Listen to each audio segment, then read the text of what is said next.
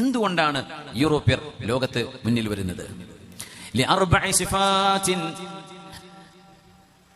4 ഗുണങ്ങൾ അവർക്കുണ്ടായിരിക്കും എന്ന് പറഞ്ഞതിൽ 5-ാമത്തെ ഒരു ഗുണം,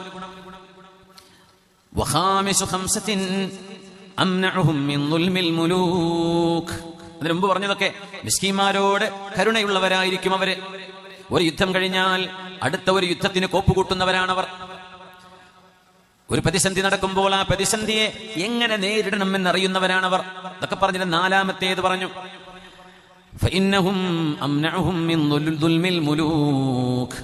അവരുടെ ഭരണാധികാരികൾ ദുൽമ ചെയ്താൽ, അനീതി ചെയ്താൽ ആ അനീതിയെ പൊറുപ്പിക്കാത്തവരാണവര്.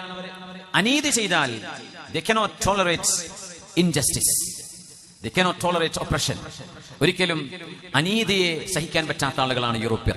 അതുകൊണ്ടാണ് അവർ ലോകത്തിന്റെ മുൻനിരയിൽ വരുന്നത്. അതിന്റെ കൂട്ടത്തിൽ പറഞ്ഞു, അവര് യതീമുകളെയും മിസ്കീന്മാരെയും സഹായിക്കുന്നവരാണ്.